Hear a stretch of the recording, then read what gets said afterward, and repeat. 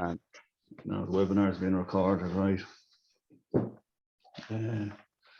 Make sure the phones are off, lads. That's all. Yeah. On silent. So.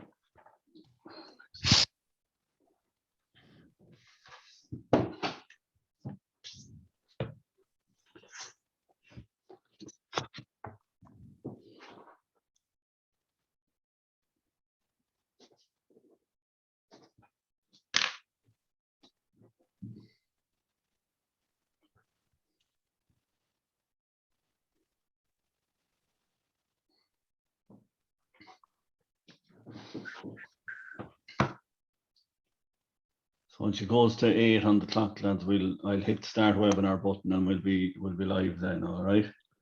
perfect. So gallery view. Sorry, no. I won't start presenting until you introduce or whatever, James, and do that. Is it? Yeah. No. Yeah, the sure. You handiest might. way to do is you turn off. I'll introduce you nearly. It's as easy to just introduce. The two you go, this is what I Cian used to. The two you go mute and off your camera, and then I'd introduce you, Cian, and you turn on your camera and come in, and we'll work from there. All right. Sound. You turn off the cameras and go mute for a second, lads. Yeah. Yeah. Okay. Excuse me.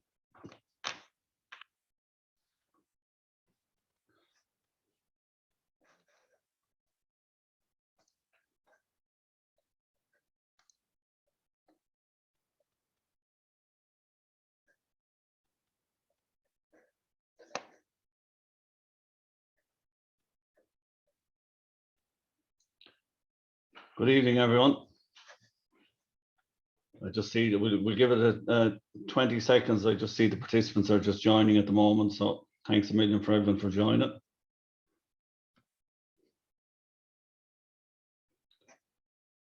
Okay, we'd like to do things on time here, so we're going to kick it off. It's 8 o'clock on the button. Look, thanks a million everyone for joining us again. This is our spring webinar series in Chaga, Sligo, Leitrim and Donegal, and we're continuing with another 10 webinars for the next 10 Tuesday nights. And it's the support from yourselves that are joining, which is driving us on to keep going with it. So thanks a million for all your support in attending these webinars. Okay. Look, tonight we've a great topic. We're talking about maximising slurry and I suppose fertilizer, using fertilizer with the price of it as efficiently as possible in 2022. And we've a couple of great speakers tonight. We've Cian Devaney speaking first, dairy advisor based in Ballymote in Sligo, and secondly we have Fergus O'Rourke. Fergus O'Rourke is education officer based in Manorhamilton, County Leitrim. So look, we will not hang about other than to say, folks, the questions and answers tab is at the bottom of the screen as normal. Fly in with, send in the questions on the bottom of that. We'll get Cian to present now, and then we'll do Fergus and we'll take questions at the end. So over to you, Cian. Thanks a million. You're mute there, Cian. Perfect. Thanks, James. I just get the screen up here now. Okay, no panic.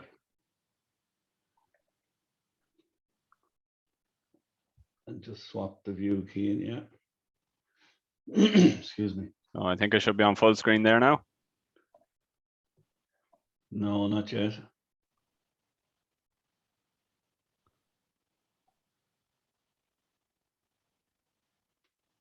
All right. Now, how's that? That's perfect, Cian. I'll leave it over to you. Thanks a million. Okay. Perfect. Thanks, James. So as James said there, Cian Devaney's my name. Dairy advisor here based in Ballymote office, so covering Sligo, Leitrim. And I suppose tonight we're just going to discuss, I suppose, the rise in the fertilizer costs, and I suppose how best we're going to make use of what fertilizer we do buy for the 2022 year. And I suppose the implications it's going to have on farm. And I suppose a couple of things maybe that we can do this year differently than other years to try and I suppose mitigate some of the increase in the cost and maybe leave a few more pound in the farmer's pocket at the end of the day. So to start off, I'll just give a quick overview just give a quick overview. Sorry, now just get this slide to move on. Just give a quick overview there on what we're going to discuss tonight.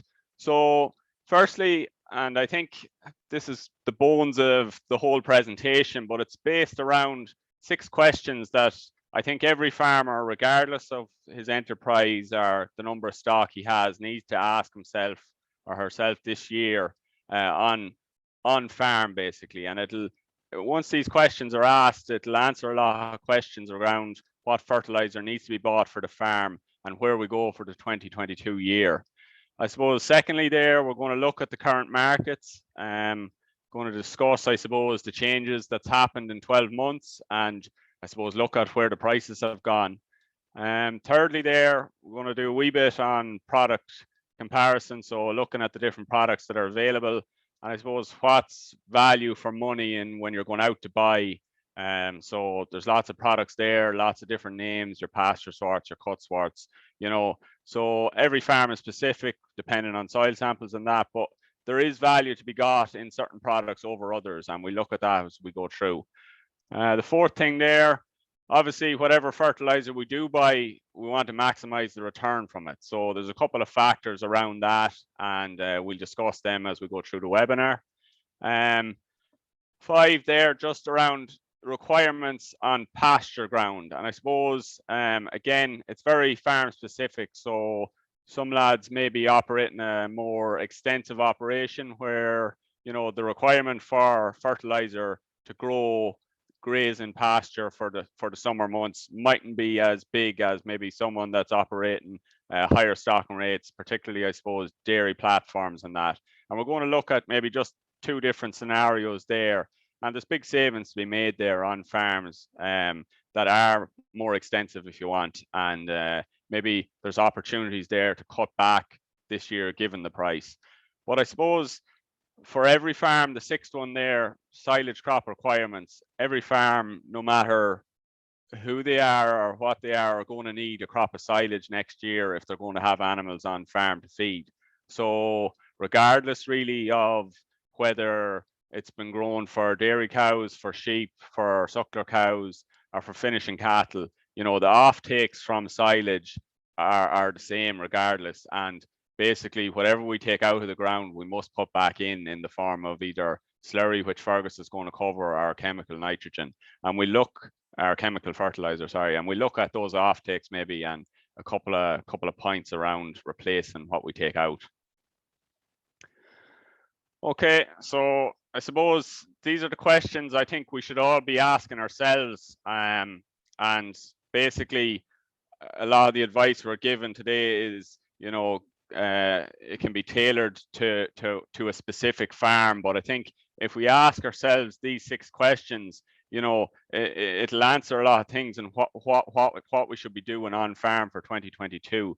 So question 1 there, basically, what is the planned stocking rate for the farm for the current year? You know, are we going to be that extensive farm where maybe nitrogen or fertilizer inputs aren't going to be as significant? Are we operating a heavily stocked farm whereby, you know, we're over 1.5 livestock units per hectare and up on 2 and 3 livestock units per hectare on some milking blocks?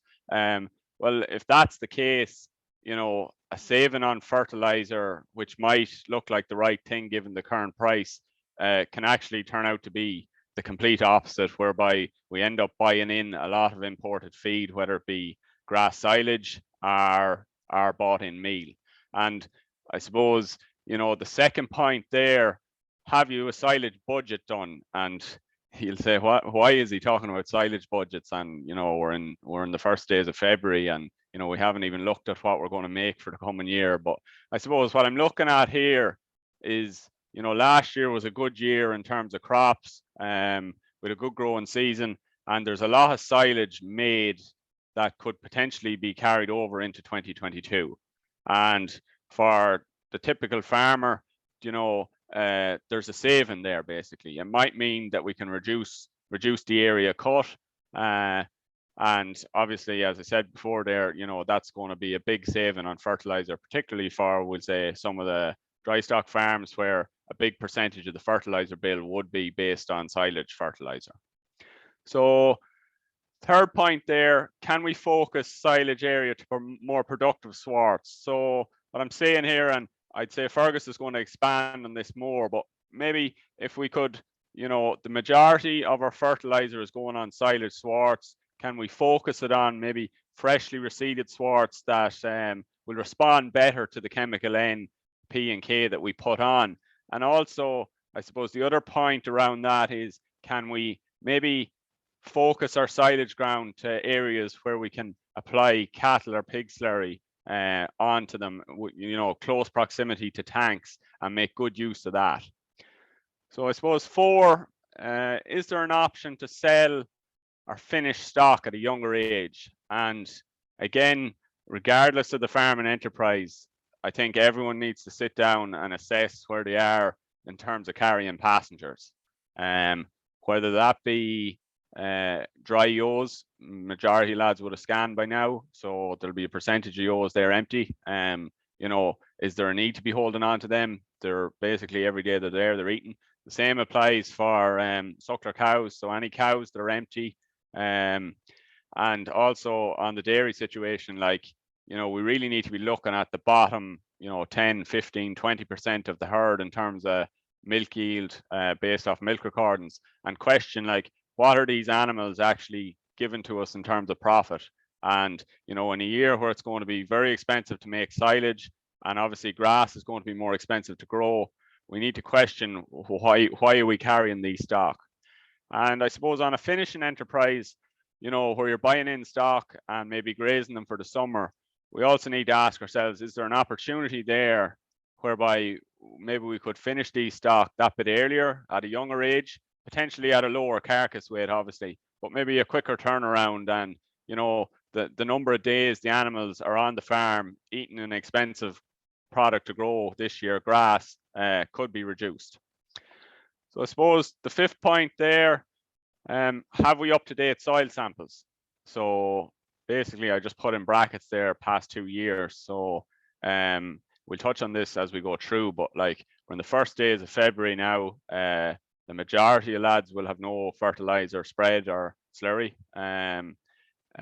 So I think it's an ideal opportunity to invest a small amount of money, considering the price of fertilizer this year, in a full set of soil samples for your farm. And basically all we're doing is we're giving ourselves more information to make better decisions for the year ahead. So finally then, can we look at P and K maintenance only? And in brackets there, maintenance is required. And I suppose I said think big picture. So, and we'll touch on it as we go through, but I think regardless of our system, I don't think any of us should be taking full holidays from P's and K's.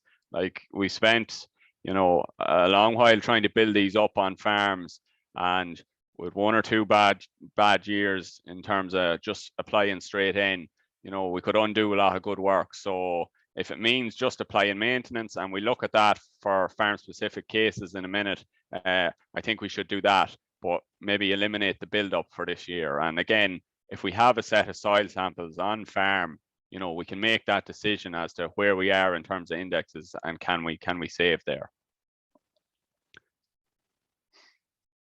Okay, so just to look at the current situation, I suppose, just a table there, and you're all familiar with it.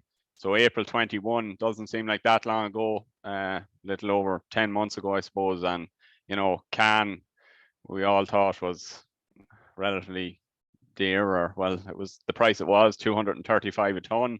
Your urea there at 370, you know, it was enough for it, but, you know, we're only 10 months down the road, January 22, and you can see basically all the products have basically tripled in price. So currently, and, you know, this is changing by the day, so it's very, I suppose, you know, specific to today, or, you know, tomorrow could be a different price, but currently, like, your cans are over 700 euros a ton, your ureas somewhere between 900 and 1,000 euros a ton. Like, so we've seen big increases in fertilizer, and there's no indication as of yet that things are going to decrease. Maybe level off, but no decrease, I suppose. So just there to give you an idea, you know, typically we would always said that a unit of nitrogen was around €1 a kilo, a unit of P was €2 a kilo, and a unit of K was again roughly €1 a kilo. So you can see there the blue graph was, you know, we'll say prior to 21, and the orange basically is depicting where things have gone. So the can, or the N is basically over €2 a kilo now, heading for 250. P is somewhere between 350 and €4, and the K hasn't took as much of a rise. So there is still, you know, some value to be got there. But again, you know, it's heading for 150 a kilo, like, which is a big jump all the same. So I suppose the question always comes, like, what's good value to buy? And I suppose we just put up here relative values of fertilizer, and it's kind of based on, you know, a unit of nitrogen, a unit of P, and a unit of K. But basically, like, you can buy your urea there. We have it in at just over 1,000 a ton. Like, you're getting 46 units of nitrogen in that versus your can at 27 units. So can versus urea, you know, the can basically is a more expensive form of nitrogen. You can see there that the value of the can is only €600 a ton. Now, it can't be bought at that. So basically what the message we're coming from that is, you know, your urea base, whether it be straight or protected, is definitely the preferred choice when you're looking for your nitrogen. I suppose the other thing to note there on that slide, farmers that are looking to build indexes are just put on their maintenance. You know, often better value in P and K products is maybe in your 18612 there at 790 a ton, which it can be bought at, or actually slightly less. So there's good value in that product. Generally then, as you move down that list there and you go to the bottom there, you have your pasture sort type product, and usually relative to maybe the 18612 or to the can, these products are usually poorer value for the farmer. So yes, they might say pasture sort or cut sort, and you think that's what we should be going with maybe on silage ground or that. But in terms of value for money for what you're actually getting in the bag, maybe you'd be better off with a combination of 18612 and maybe protected urea. So the pasture sort there at 765 a ton, that's basically the value relative to the others. Okay, so I touched on it there. Why protected urea? And I suppose it's very topical the last 2 years, maybe 3 years, and it's going to become even more topical. And I suppose it's the way forward, basically. So just to give price comparisons or value for money again. So with the standard urea there on the left-hand side of the slide at 950 a ton, I put it in at. It's basically working out at just over €2 per kilo of N. Okay, and then we've the protected urea, and yes, it is dear. It's €1,000 a ton, so basically €50 on top of the standard, pushing it to 217 a kilo. And then we can compare it to the can, and again, the can is in here at 750 a ton, and it's working out at nearly €2.80 per kilo of N available. So the message there is that the protected urea or the standard urea are basically 20% lower in cost than the can. And I suppose where the protected urea really comes into its own is as we move into later into the spring here now and into the summer, you know, we can basically replace our can product with protected urea at a lower cost. So for the majority of the lads, you know, once we get the first round out of the way, you know, and if we're going with some P's and K's, it might be a compound. But for the summer months, even for silage ground, like, protected urea is the product of choice that we should be looking towards. So I suppose just some data, I suppose, to say, you know, the protected urea is performing and is actually outperforming the can in this case. So 6 out of the 7 years here on the graph, basically the protected urea outperformed the urea. 13% more grass and more effective nitrogen uptake. And basically the message that's coming from this is that potentially down the line as we go forward, you know, there's more pressure coming on to reduce nitrogen inputs on that, particularly on heavily stocked farms. You know, we can see here that the protected urea is actually giving an increase in available nitrogen when spread. So what's that saying to us is that basically instead of spreading maybe 26 or 27 units of nitrogen, we could potentially cut that back to 20 units of nitrogen on an application, but at the same time leave the same available to the plant. So we're cutting our fertilizer costs, but we're leaving the same available to the plant, and technically then we'll grow the same quantities of grass at a lower N input.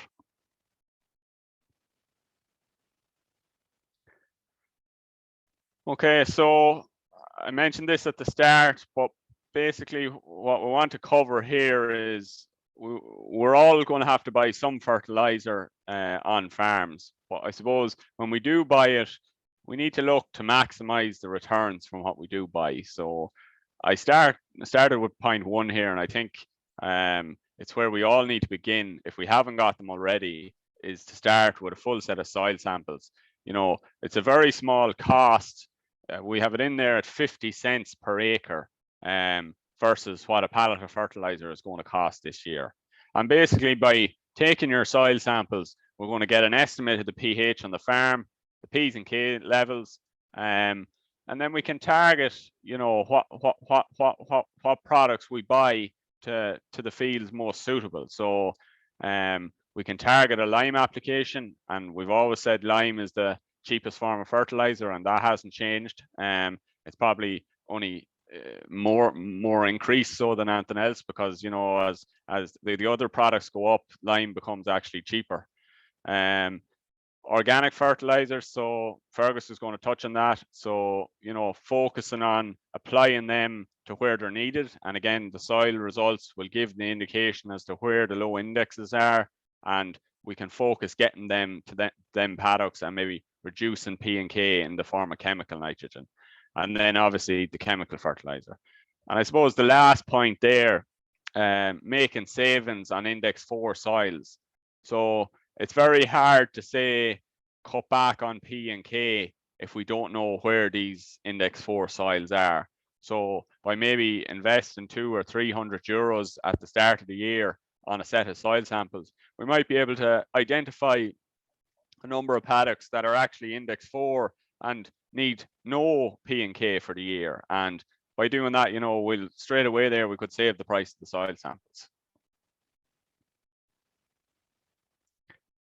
Okay, I think this graph, there's not much writing on it, but it depicts a lot. And I suppose it's the same old message, that basically as we increase or get everything right in the field, the N efficiency of the fertilizer that we're applying increases.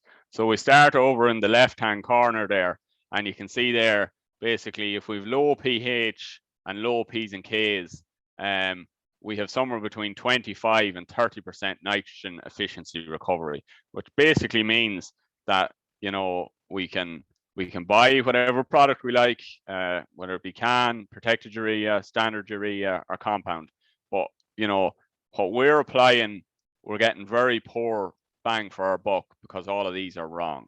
So you can see as we move up the graph there, just by optimizing the pH, and that's back to the Lyme. So by getting the Lyme corrected, suddenly the efficiency of what we're applying through the spreader rises to over 40 and heading for 45 to 50%. So as we go one more step then, and I suppose the P is a slower burner. It's not something we'll fix with, you know, maybe 1 or 2 bags of product. It's something that's going to have to be worked on maybe for 2, 3, 4 years. But I suppose it's the next step basically. As we correct that, we rise to 60% efficiency of the fertilizer that we're applying. And then I suppose the second last step is basically optimum P and K. And finally then, when we have all three where we want them, so basically we have our pH up above 6.2, we have our P's and K's in index 3 and maybe index 4, we get 80% efficiency on the fertilizer that's coming out the back of the spreader.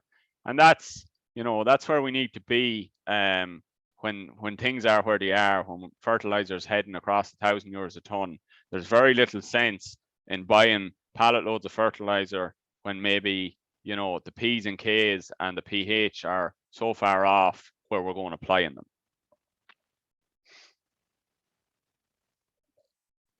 I suppose the third slide here on basically maximizing what we're going to spread is getting suitable conditions. And I suppose more important than ever this year, like key factors to ensure before application. Number one, I suppose, is soil temperatures. And, you know, I have in there 5.5, but I suppose we stress that that's 5.5 and rising. Like, so really we want to be seeing that 6 and, you know, heading in that direction. Like, so we don't want to be applying fertilizers, whether it be chemical or slurry, because the slurry is equally as valuable this year when soil temperatures are below that. I suppose the second point there, field conditions. You know, again, it's around not applying fertilizer or slurry on waterlogged soils. Like, you know, it doesn't make any sense. Soils are cold, wet. Response to the product will be very poor, and you know, we want to maximize what we do apply. Third point there, and to be fair, through the pasture-based grass growth measurements there, and through Manhole, like, we've great facilities there to predict, I suppose, particularly the short-term weather. So ideally, when you apply fertilizer, you're looking for 48 hours without any rain or any heavy rain anyways. And, you know, Manhole have an app there, and, you know, you can all use that, and, you know, they're very accurate, 48 to 72 hours out. So we should be fairly confident that by using that, we'll avoid any heavy spills of rain. And the final point there, it's just around grass growth rates. So ideally, we like to see grass growth rates of above 10, and we're just starting to come into that territory now in the first week in February or that. And basically, once we get over there, you know, even with urea heading for 950, 1,000 a ton, you know, it still makes economical sense to apply the product when the demand is there to eat it. So basically, we're going to be out eating grass during February and March.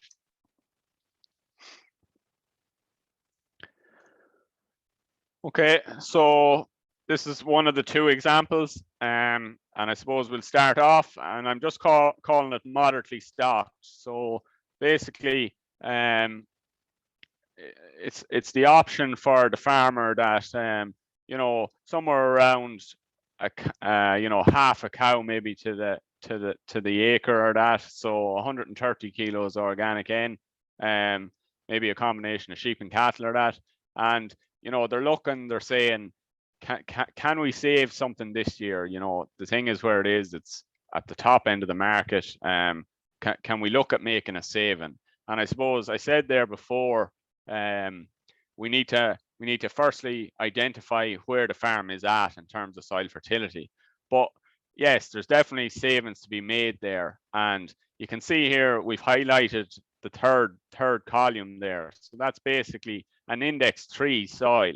And you can see there at that stocking rate, the requirement on the farm for P and Ks are actually very low. So you can see there in brackets, basically we need 6 units of P and we need 8 units of K for graze and pasture for the year. So the suggestion there would be, you know, we don't apply any fertilizer in February. We wait till kind of, you know, mid-March, Patrick's Day, and we go with, you know, an 18-6-12 product, somewhere around maybe a bag, or you could even go 3/4 of a bag if you wanted. And that's your maintenance, I suppose, for P and K applied for the year, assuming there's no cutting going on in terms of surplus bales or that. And I suppose after that, then, you know, it's very much dependent on how the year goes, but typically you'd be looking there, and we have it in the box below, at applying 60 to 80 kilos of nitrogen. And again, this is just as grass is required. So typically, if we take a sheep and suckler farm, like, we'd apply the bag of 18,612 around Patrick's Day before ewes start lambing. You know, everyone wants to lamb the ewes, put them out to grass. It reduces a lot of work in the yard. So that's generally the practice. And, you know, we might come back then with maybe 2 rounds of fertilizer during the summer. And again, you know, coming into August, September, a final round, a 3rd round of maybe, you know, only half a bag of protected urea. And it just allows us to build grass into the autumn and maybe extend the grazing season. But other than that, you know, there's no big push on here for P's and K's or for nitrogen. It's just basically maintenance. You can see there, obviously, if the farm is low in indexes, so you can see there the top box, index 1, like the requirement to build there is a lot more. So basically you're talking at 21 units of P and 56 units of K. So I suppose the question, and again, it's very farm specific, is do you want to build that this year, or do we just put on the maintenance? Now, we're still going to be in index 1 next year, but you know, that's what it's going to take to build. And at the price of fertilizer currently, I suppose it's just questionable whether the farmer wants to do that this year or not. I suppose the advice there is we do this for 1 year and we resample or we reassess the situation come 2023.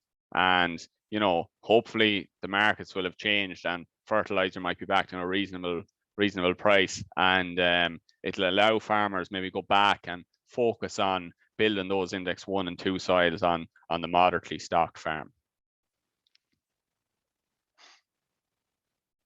Okay.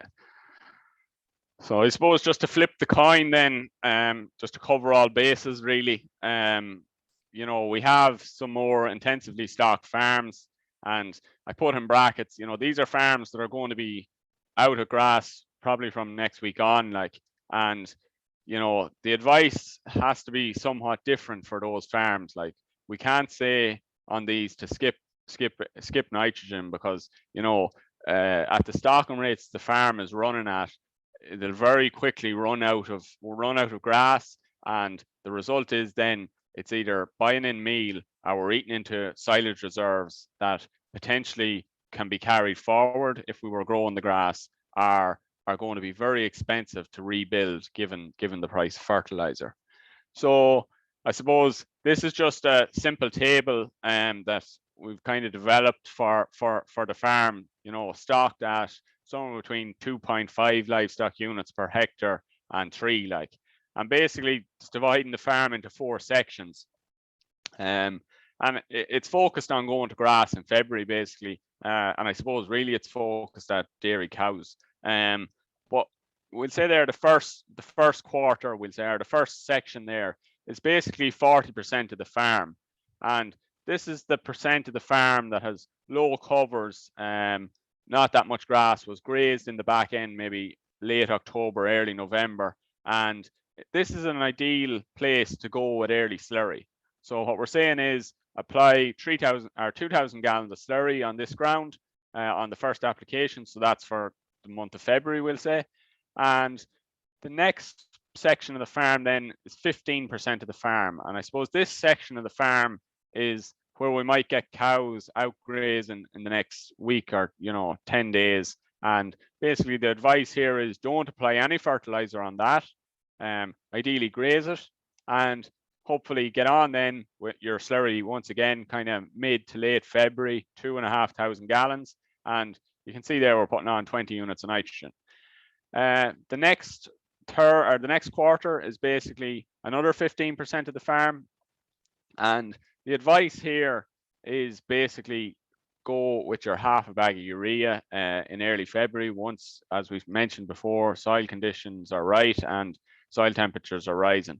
And the final third, or the final 30% of the farm, is the same policy again. That's to get 23 units of urea again.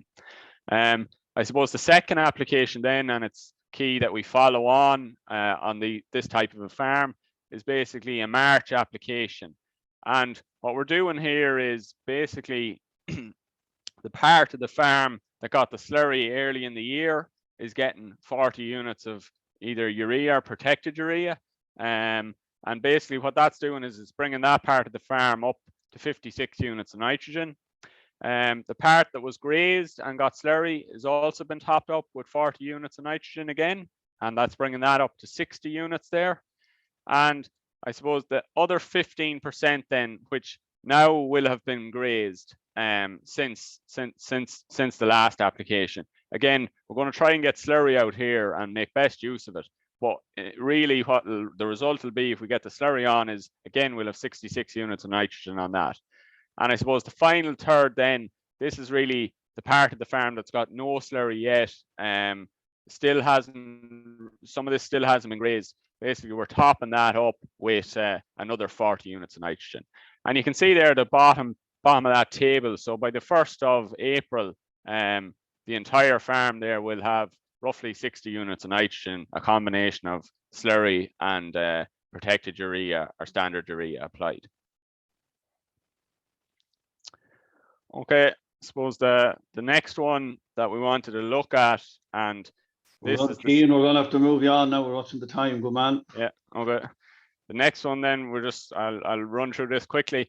Is basically the grass silage crop, and regardless of what it's to be fed to, like we're just looking at offtakes here. So you can see there a first cut of silage, 5 tons of dry matter. You know, you're looking at putting on 100 units of nitrogen, 20 units of P, and 125 units of K. So Fergus is going to touch on it, but like we should try and, you know, get as much out of the slurry as we can there. And, you know, protected urea again, fertilizer a choice there really, but it's going to make up a large percentage of the budget, I suppose, for the majority of farmers going out to buy fertilizer this year. Okay, to conclude, not to hold you too long, so I think we need to assess your farm stocking rate and feed reserves, see what's there, see what cattle or sheep are going to be there for the year. It'll give a big indication as to what sort of fertilizer we need to buy and how much we need to buy. Invest in soil samples, definitely. An ideal time now. We've had 3-4 months that there's been no chemical fertilizers applied and no slurry, so we'll get a very accurate reading. Aim for optimum spreading conditions. You know, it's that expensive, we don't want to be wasting it. Lyme always will be the cheapest fertilizer, so if we need it, get it applied. Consider moving unproductive animals early. So again, we've touched on that, like it's a no-brainer. The way things are going, the cost of keeping an animal, it's absolutely essential that we move them as quick as possible. And consider maintenance only on lowly stocked farms. That's all I have, James. Great stuff. Thanks, Cian. That's great. Great information there, Cian, and great practical stuff. You can maybe stop screen sharing there, Cian, and we'll get we'll welcome in Fergus. Yeah. Should be at top, I'd say. Just get it here now. Sorry.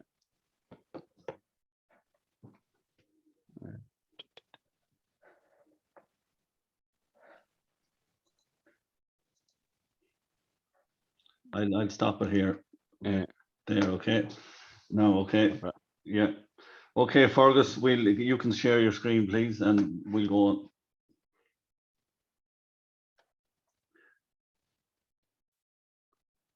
Okay, so just James, can you see that there? Perfect, Fergus, away you go, thank you. Okay, thanks very much. Yeah, so look, good evening, everyone. Fergus O'Rourke is my name. I'm an education officer based in Manorhamilton, as James said earlier.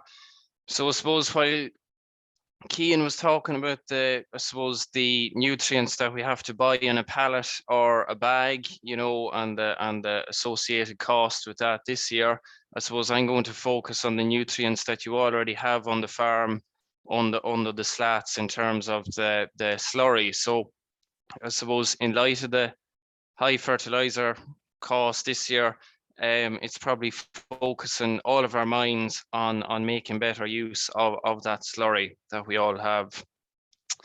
So I suppose I'm conscious that this is very much a catch-all sort of a webinar. We have dairy, we have beef, we have sheep farmers on the webinar. We also have lowly stocked and highly stocked. But leaving all of those facts aside, I think there's a couple of questions that we probably all need to ask ourselves when we're thinking about applying our slurry. So I suppose the first one there ultimately is where to apply the slurry, and followed on from Cian there in regard to soil sampling. You know, it's like throwing darts at a board blindfolded if you don't have a set of soil samples for the farm, and up-to-date samples at that.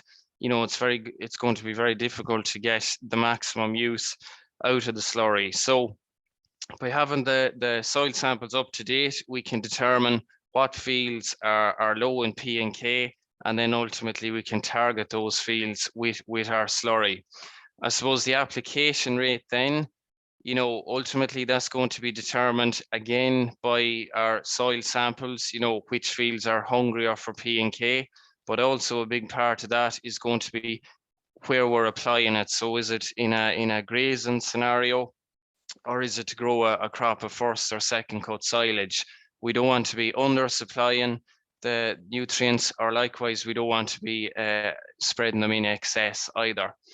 And then I suppose the other important question to ask ourselves then is, you know, the when and how should it be applied?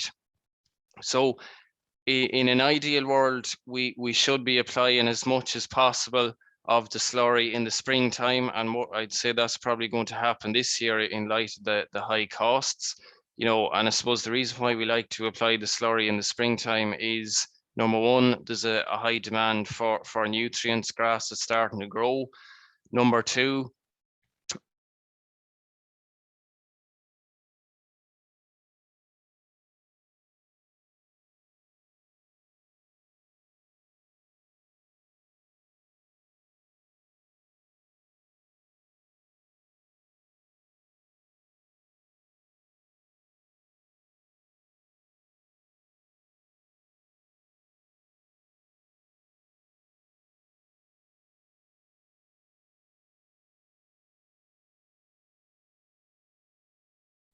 we will also look at the benefits of low emission spreading in the next few slides as well.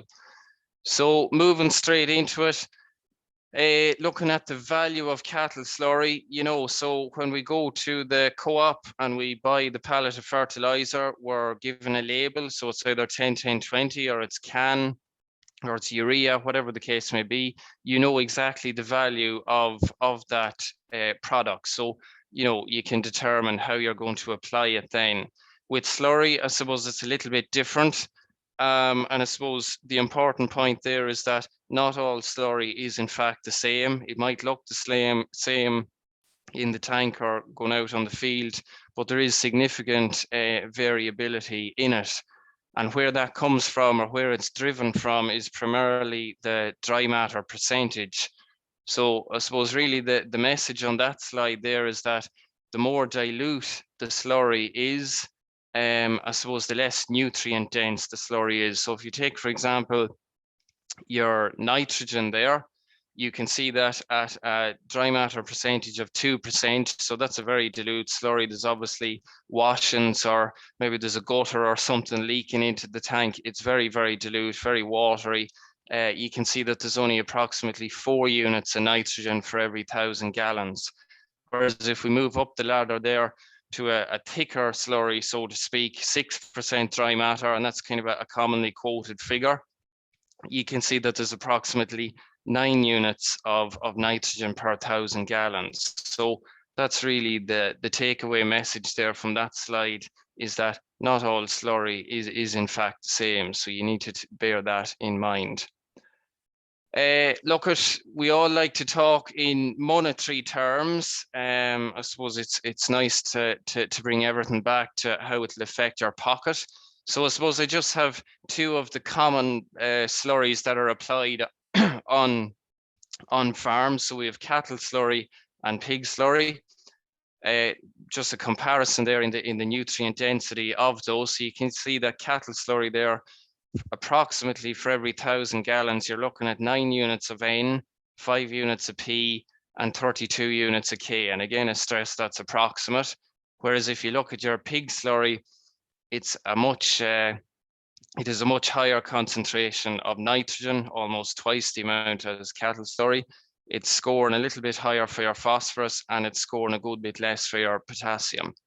And I suppose based on recent price comparisons there rather from Teagasc in Johnstown Castle, they're putting an approximate value of €39 on your cattle slurry and €48 for your 1,000 gallons of pig slurry.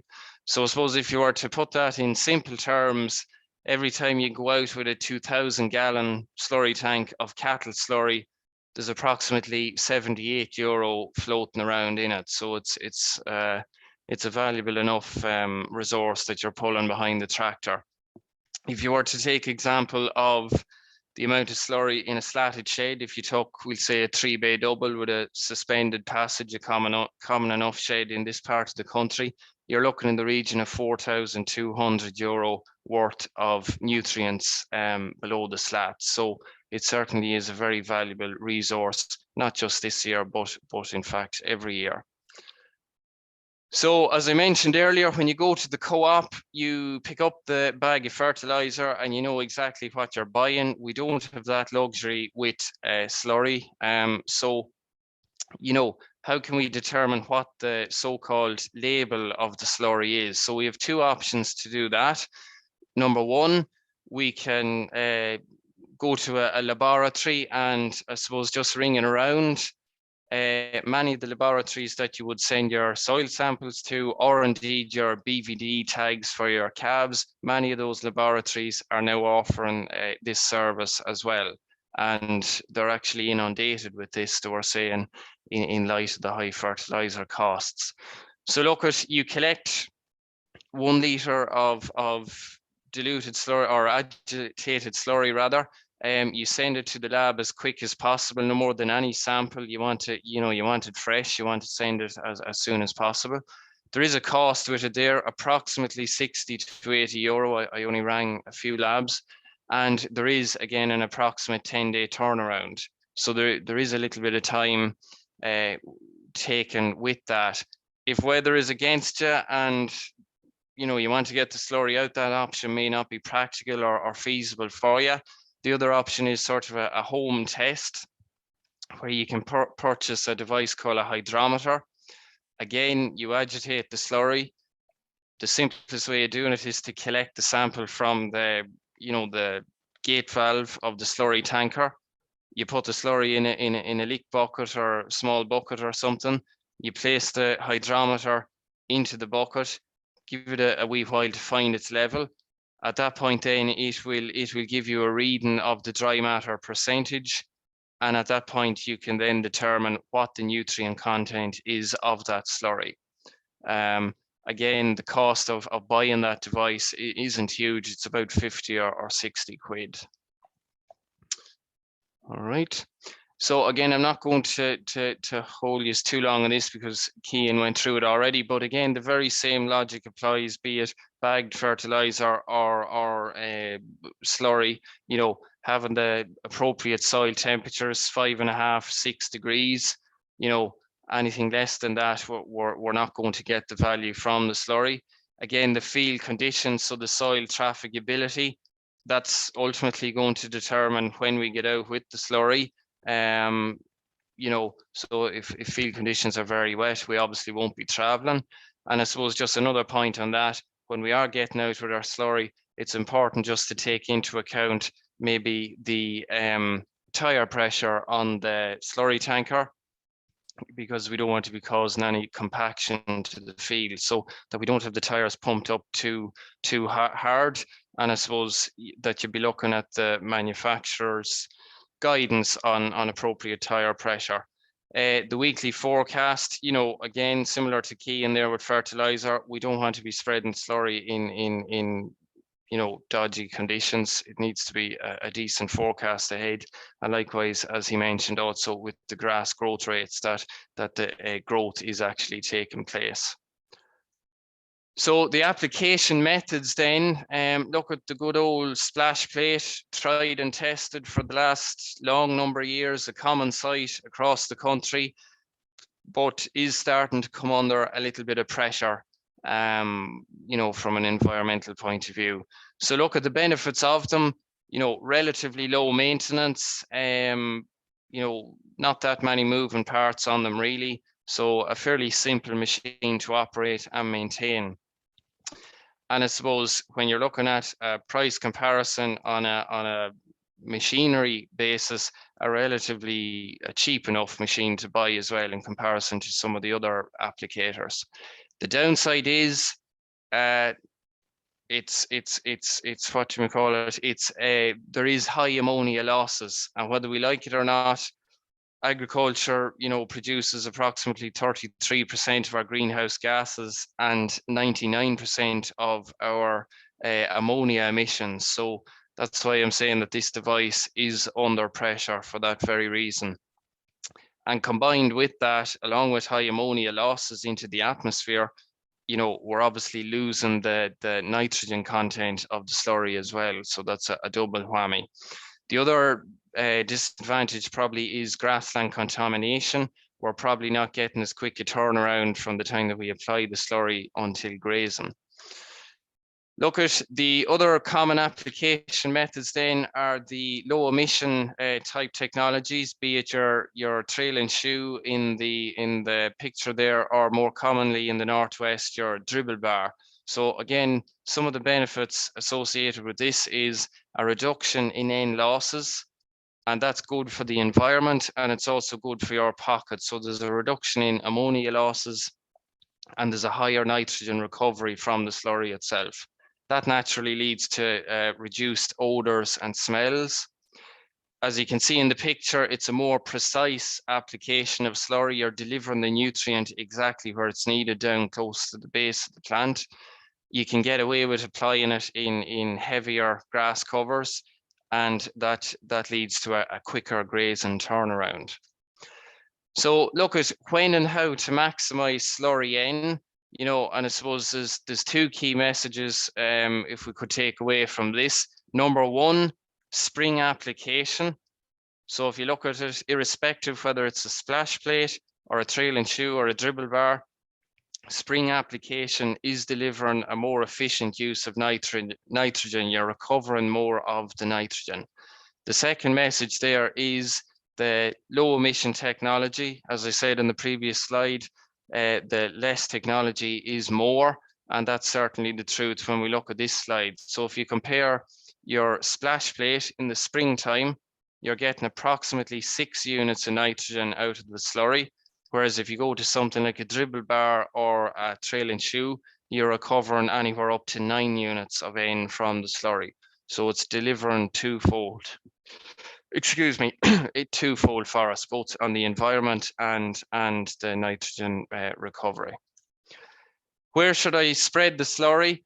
Again, it's coming back to your soil analysis, having a fertilizer plan in place. So many farmers that would have been in Gloss, for example, you know, having NMP there. So it would be important that you dig that out and have a look at that. And then of course our derogation farmers will have plans as well. But if it's something that you don't have at the moment, it's probably well worth spending a few quid on getting that developed with your advisor, because it's you know, there's big money involved this year in particular, so it'd be important that you have a plan on where you're going. The crops then, you know, the majority of cases it's going to be applied to our silage crops and our grazing grassland. And I suppose with slurry, traditionally slurry would have been targeted to our silage. You know, I know this year in light of the fertilizer, we probably might be spreading a little bit more slurry on our grazing ground, but traditionally it would have been recommended to spread on silage ground. And the reason for that is that slurry is very well balanced for both P and K in particular.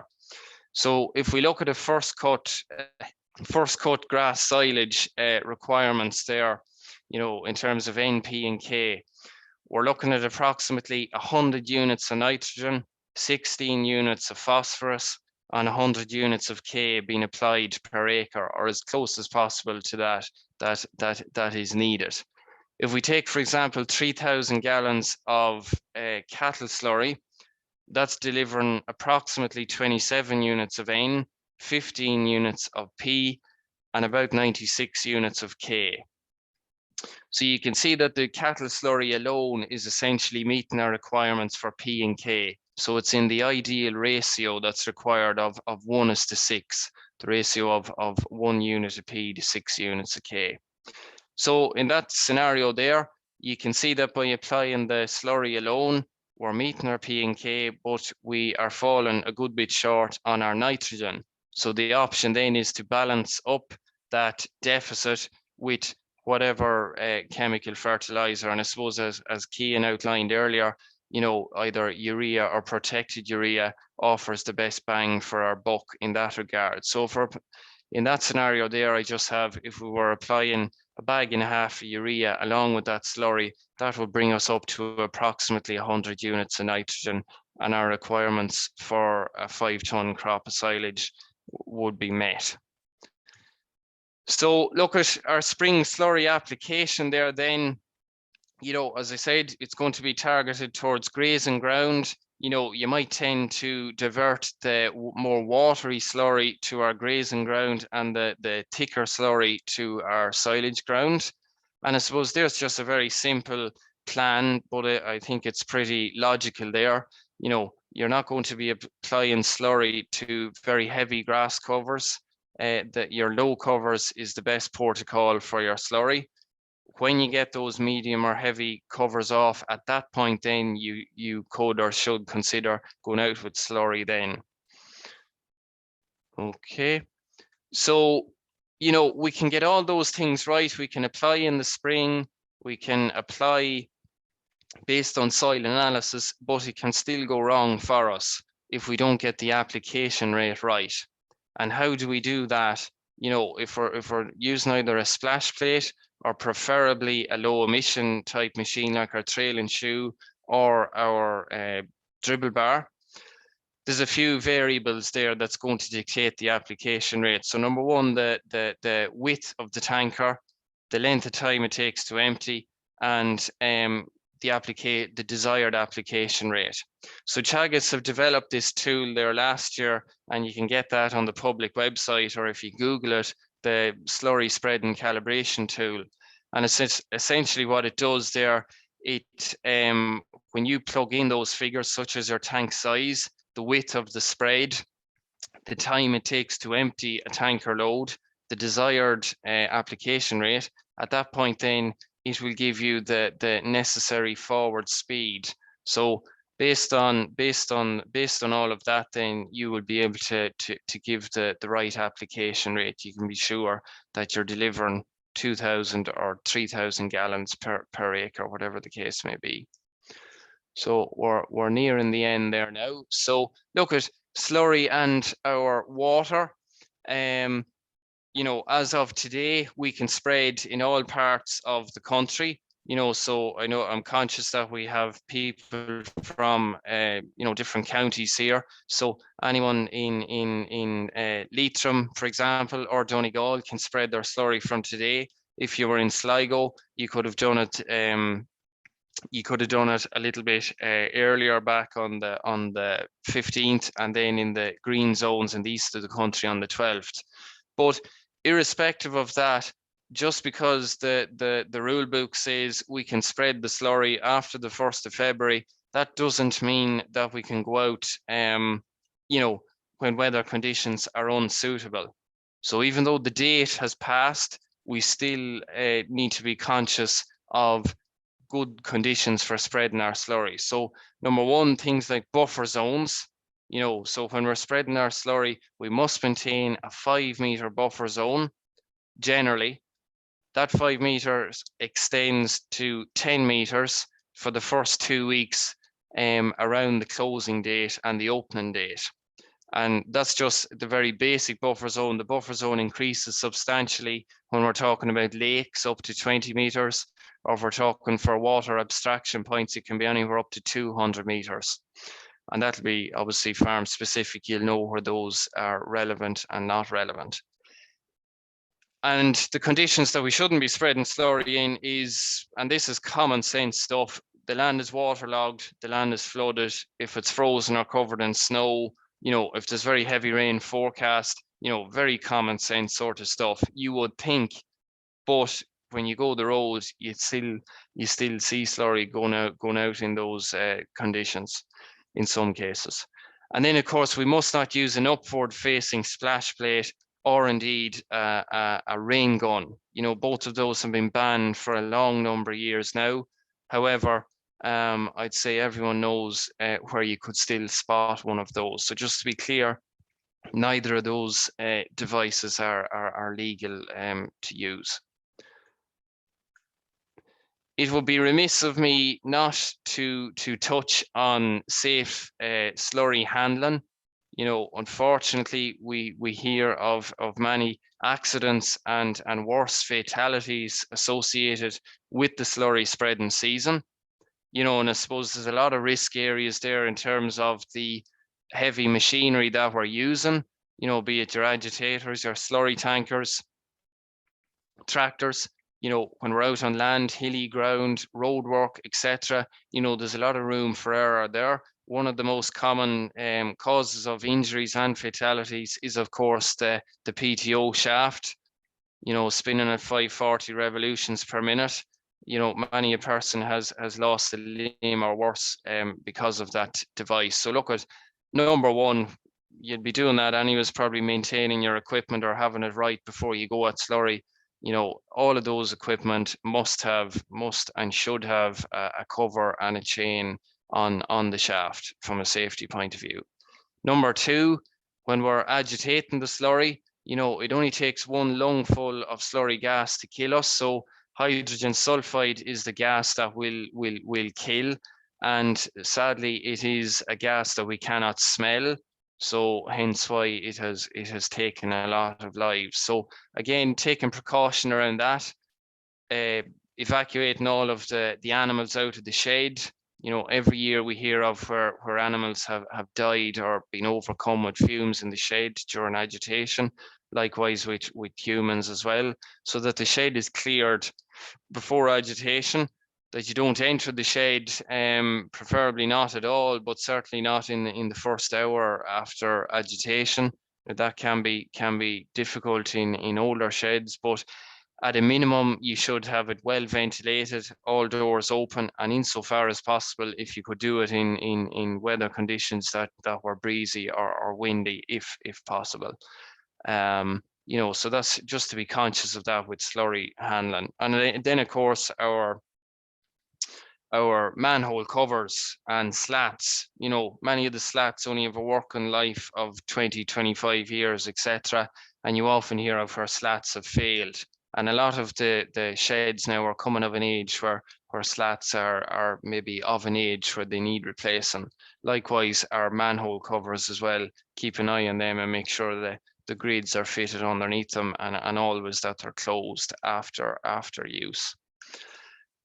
Recently, or only last week, the Minister for Agriculture launched the Chaga Soils, Nutrients and Fertilizer campaign, and you can find that on the Teagasc website under the Soil Fertility tab. There's 20 different documents there, 1-2 pagers, very simple, very useful information that's very, very user friendly and easy to follow. So I definitely urge you to take a look at some of those after this. So look, to finish up there, some of the take home messages. While maybe in the past, or maybe there has been a perception that slurry has been a byproduct, or some would call it a waste, I think that myth has been well and truly busted. It is a very, very valuable resource that's available to you on your farm. And I suppose in order to get the best value out of it, number one, we need to have the soil tested. We need to know where the slurry is best applied. Number two, the significant variability in the slurry itself. And the only way we can determine the correct application rate is by testing the slurry or taking a sample of it to see what is the nutrient content. Number three, the timing of slurry application. Ideally, if we can apply the most of our slurry in the springtime, it offers us the best chance of getting the most out of it, both from a nitrogen recovery point of view and also from an environmental and emissions point of view. Using the right equipment then, so in an ideal world, we should be using this low emission technology. And I suppose I just seen a stat there from last year, 36% of slurry spread last year was applied using low emission technology. So there is a slow but steady increase in the rate of usage of that equipment. Look at the correct conditions and buffer zones, as we mentioned there, from a compliance point of view. It's important that you're keeping on top of that you're not breaking the rules in terms of when slurry is being applied, both from the date and indeed the weather conditions and soil conditions as well. And then, as I said there last, but certainly not least, is the health and safety considerations that you should be conscious of as well. And I suppose just to finish, efficient use of slurry, it's good for the soil, the environment, and most importantly, some might say your own pocket. So look, I'll leave it at that, and thank you very much. Man, Fergus, thanks very much for that. I'll ask Cian to put on. Great. Okay, I'm just conscious of the time. So there's about 17 questions here, lads. I'm going to tear through them fairly quick. So we'll have short, brief answers, please. Maybe, Cian, is digestate worth putting out, or can you add it to slurry? I know digestate can be got maybe in parts of Donegal. Is it good, not value-wise, but is it a good... Yeah, so I suppose, James, I know some farmers in Donegal would have it. I suppose like there is a value in it, but I suppose the thing is, there's no exact figures for it. So I suppose just to be cautious as to importing it onto farm and not knowing exactly what's in it. It's not like a ton 18612 where we know exactly what's in it and what we're getting out of it.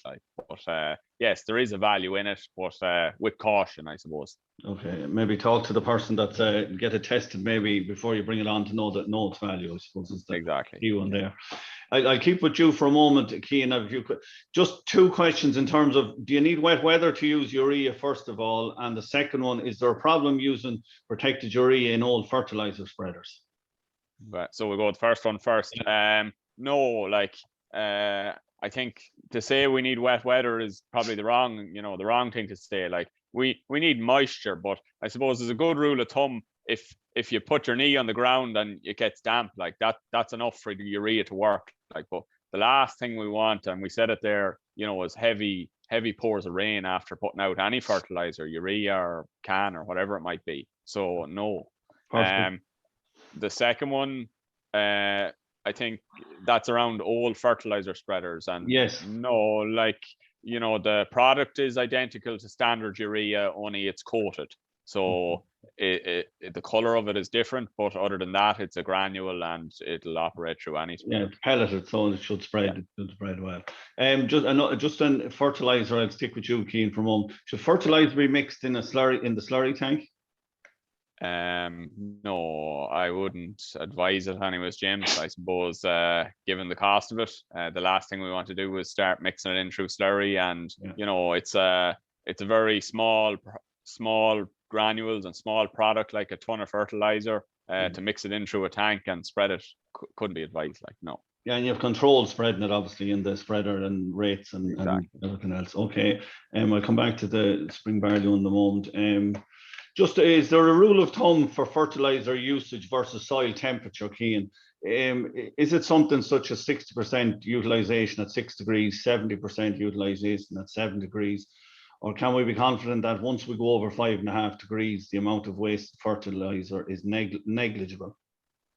Yeah, I suppose the point there is probably that fertilizer is a growth accelerator. So once we get above 6 degrees, 5.5 degrees, we have growth, and what the fertilizer is actually doing is multiplying that growth. So obviously the response increases as growth increases. So if we go from 10 to 20 to 30 of a growth rate and we add fertilizer, then there's a multiplier factor basically. But there's basically, if it's applied in the correct conditions, there's no rain within 48 hours and soil temperatures are there for the plant to take it up. you know, I'd say it's negligible what we're going to lose. And what is that temperature, soil temperature for everyone that grass? So 5.5 to 6 degrees for grass growth, and somewhere between 8 and 9 for a clover. So I suppose we talk about clover swarts and bare in the spring. That's the reason. Like, they don't really kick in until later in the year. Like, so that's why the perennial ryegrass is the spring growth, really. Perfect. Just maybe another one, maybe just on, there's a couple of questions, Cian, coming in, and I might even answer myself on the soil sampling program. And I suppose just to make people aware, Teagasc, the Department of Agriculture launched a soil sampling program last back end, and people applied to get it in, and Farmyard were the company, I think, that won the tender and were carrying out the soil sampling. I know in Leitrim there were samples taken before Christmas. I'm not sure about Sligo, Cian. What did you hear? Yeah, to be honest, the only farmers I've seen with samples taken and actually results back are Leitrim farmers. Okay. So yes, farmers in Sligo have gone in for it, but I haven't actually heard of any farmer that's had the samples lifted yet. So yeah, well, I know in Donegal sure. at the moment, talking to the lads in Donegal there, that the soil samplers actually were put in place, I think last week or the week before. So I would assume anyone in Donegal waiting on those should be getting a call in the next week or two. It might be too late for some people going with Slurry, but it's important. It's just, I suppose, the process took a bit of time, but maybe get in contact with the people that will be talk to the company. For you, Fergus, just a quick one. You mentioned there was a question here. I know you covered it. What's pig slurry worth to import?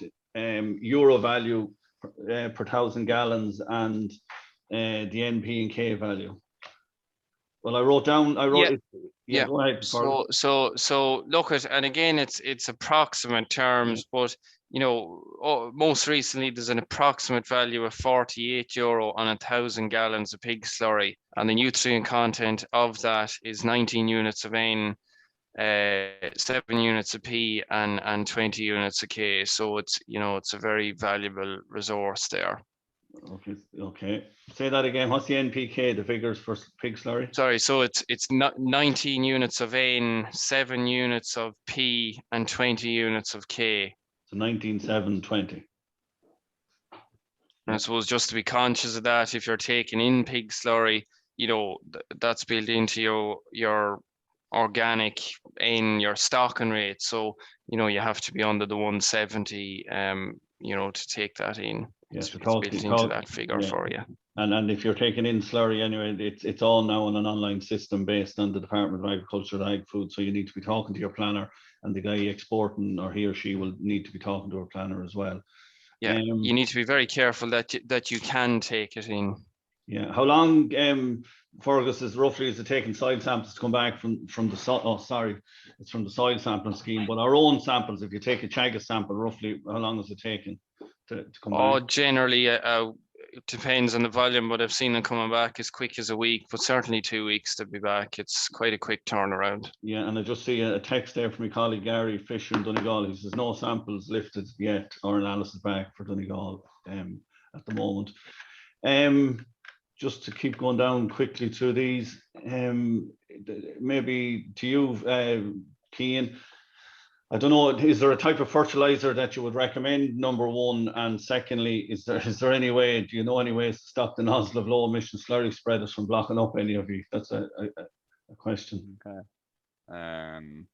I suppose just on the type of fertilizer, like back to the very first point, like soil samples and more soil samples. Like without a soil sample, as Fergus said there, you're shooting in the dark, like, and you know, to recommend one over the other probably isn't wise. Like urea is the cheapest form of nitrogen if that's what you're looking for, but again, if it's a compound you need, then you know we need to look at soil samples basically to recommend that. Okay, and you mentioned soil samples were costing 50 cents an acre. Sample is, which us in Chaga costing €25.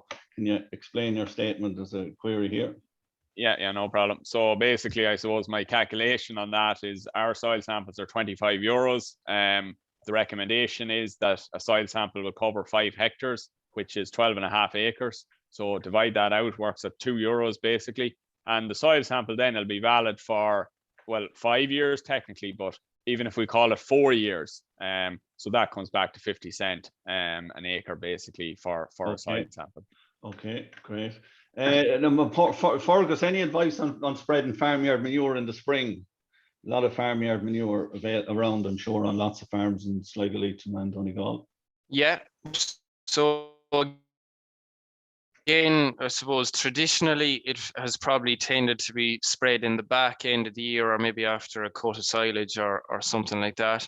I suppose just with the spreading of the farmyard manure in the spring, you know, it may affect your turnaround time when it comes to grazing. You know, cattle or sheep may not be as keen to get in on that field to graze as quick, but certainly to replenish silage ground or something, maybe after a cut of silage, it might have a role to play there more so. So you're saying realistically on grazing ground in the spring maybe, but not on silage ground till the first cut will be gone probably, Fergus, yeah?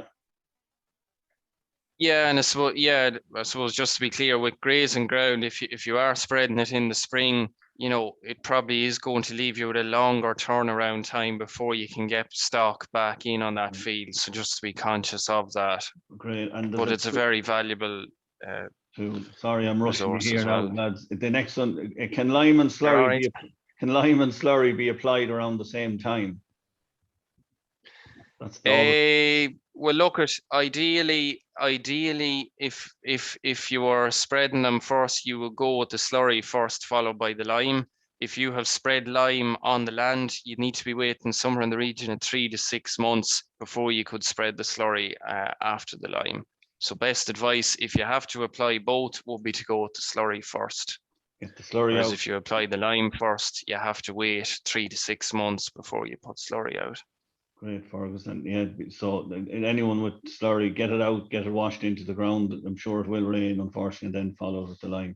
And just another one then for either of you, from mid to late May, silage ground, how many weeks prior should you aim to get out with slurry ideally? So if you're cutting it in the middle of May, we'll say you're trying to get real high quality 80 DMD silage, when are you talking about putting slurry out on it?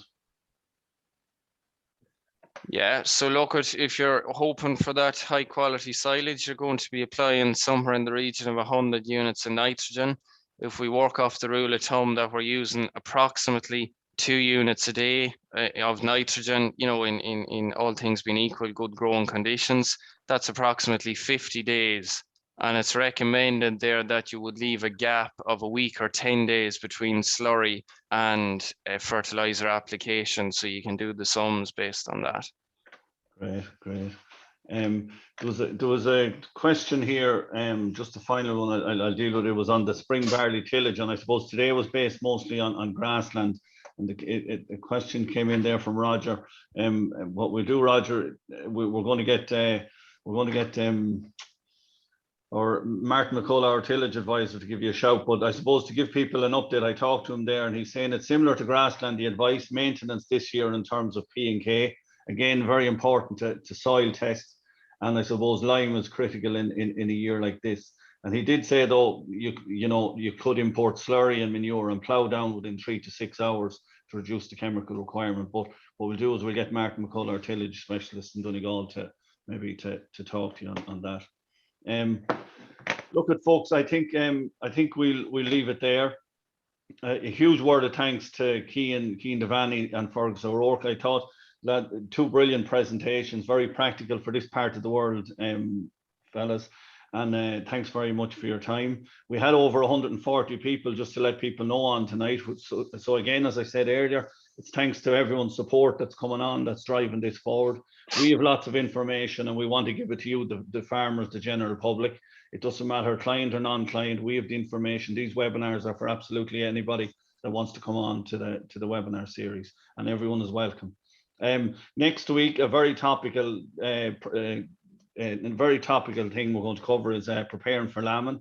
I think in this part of the world, most of our mid-season flocks are beginning to lamb from the end of February, early March. So we have 2 brilliant speakers in Dwayne Shields and Paddy Brown dealing with lamb in 2022.